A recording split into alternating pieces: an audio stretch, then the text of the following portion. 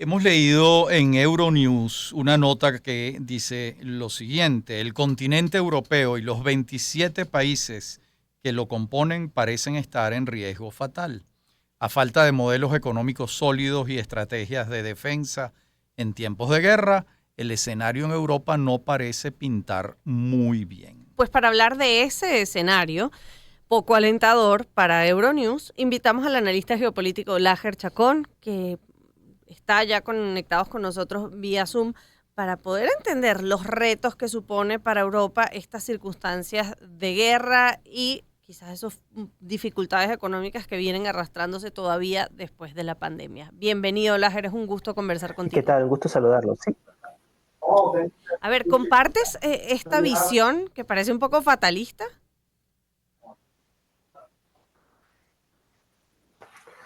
Bueno, yo creo que es una preocupación sincera de parte del liderazgo europeo, sobre todo del presidente Macron.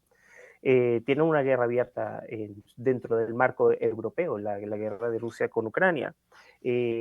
Una región que se pensaba que los conflictos internacionales estaban totalmente erradicados. Los riesgos más grandes provenían era del narcotráfico, del crimen organizado o del cambio climático, pero nunca una guerra de la naturaleza como que estamos viviendo.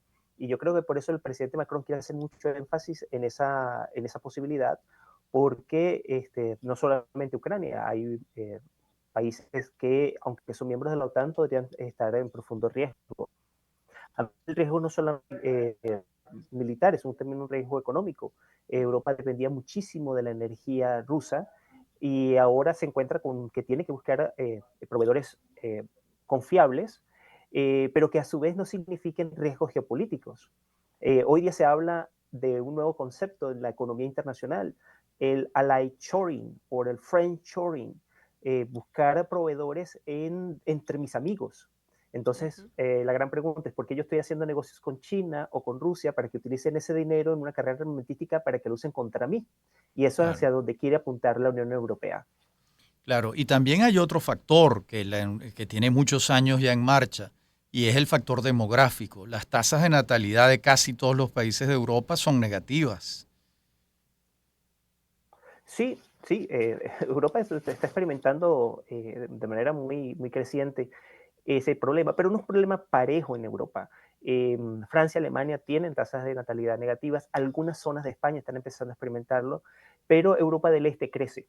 Ujú. Rumania, Bulgaria, los nuevos miembros de la Unión Europea compensan un poco. Y eso genera muchos roces porque Europa necesita mano de obra joven, y todo viene de Europa del Este.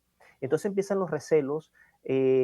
La gente quiere tener lo bueno de Europa, pero no lo fastidioso, por decirlo así, de tener gente con la cual no se sienten cómoda, pero que es Lajer, necesaria. pero Claro. en este contexto de los retos, las dificultades y quizás esa nueva tendencia de empezar a buscar tus aliados comerciales justamente entre tus aliados políticos, ¿esto fortalece o debilita la Unión Europea, la alianza? Porque está el caso del Brexit y ayer justamente hablábamos del impacto Mm. que está teniendo y es ahora que se ven las consecuencias justamente de la decisión que han tomado de salir de la Unión Europea.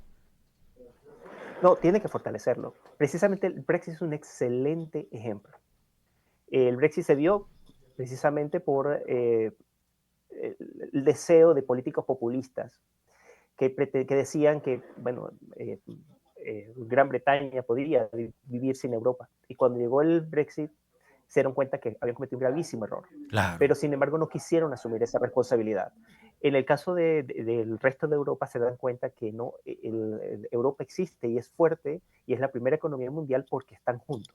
Por Eh, supuesto. y, a, y en este contexto, en el que precisamente tienen esas amenazas se pueden controlar a través de fortalecimiento del comercio. Claro. Ahora, comercialmente, y ahora hablando sobre eso, tratar de dejar de comprarle y que tu principal proveedor deje de ser, por ejemplo, China, para que sean tus países aliados o más cercanos, hay un tema de precio y de competitividad. Es muy difícil para muchas industrias y muchos mercados competir con Con lo que China. China pone sobre la mesa y puede ofrecer. Bueno, es interesante. Yo estoy en Canadá y aquí en Canadá, por ejemplo, la dependencia del comercio chino es fundamental. Y de hecho, el Banco Central canadiense, por ejemplo, se quejaba de que las empresas canadienses eran solo un 70% productivas en comparación con las empresas estadounidenses. Y una de las cosas que se están dando cuenta es que la producción china era súper competitiva en los 90, en el 2000, pero después del COVID cambió profundamente porque los fletes crecieron enormemente. Lo que pasó fue que se perdió la capacidad interna de producir. Entonces, comprarle a China, cualquier cargamento de China se tarda 12 meses en llegar, cuesta 5 veces más de lo que costaba hace 5 años, y sin embargo se sigue comprando a China no porque sea más barato ni porque sea mejor, sino simplemente porque es lo que hay. Claro. Entonces aquí está esa gran pregunta. Europa está en la misma circunstancia, porque no solamente son las amenazas geopolíticas, es también lo que puede pasar en Estados Unidos, la hiperdependencia de Estados Unidos. Claro, eso también está... eso abre una puerta a la reindustrialización de Europa. Es una oportunidad. Y es una oportunidad que se está abriendo, ¿no?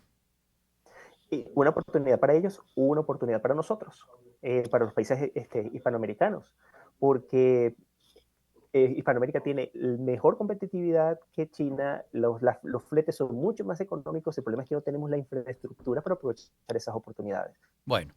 Yo pienso que Europa va a apuntar hacia fortalecer esa infraestructura, no nuestra, por supuesto, sino de sus propios aliados, y los aliados se dan cuenta que tienen que mantenerse, porque además el discurso no solamente es contra Rusia, es también en el plano interno, y es lo que dice Macron. Macron no solamente habla de lo que puede pasar en la elección de Estados Unidos con Trump, y su posible proteccionismo, o lo que puede pasar con Putin, es también el ultranacionalismo europeo que quiere seguir el modelo del Brexit, pero sin escarmentar en el grave problema que se le ha convertido el Brexit para los británicos. Sí, y no hay que desestimar que esos partidos están creciendo también, porque bueno, el populismo resulta atractivo para algunos. Muchísimas gracias, Olaher, por estos minutos. Muchas gracias, analista internacional especializado en temas geopolíticos, y nosotros vamos a publicidad. 3:57. AG Joyería te invita a descubrir la grandiosidad de Montblanc. En sus elegantes espacios puedes encontrar una amplia selección de artículos de escritura, piel, relojes, accesorios que fusionan arte, elegancia y precisión. En AG Joyería cada detalle está cuidadosamente pensado para brindarte una experiencia única al elegir las joyas o relojes de las mejores casas del mundo. AG Joyería, tradición joyera desde 1950. ¿Te gustan las frutas? Descubre lo mejor de las frutas del campo venezolano con Cotoperí. Prácticas pulpas de fruta congeladas 100% naturales, sin azúcar añadida, fáciles de preparar. Solo añade agua, mezcla y disfruta. Olvídate de lavar, pelar, cortar y colar.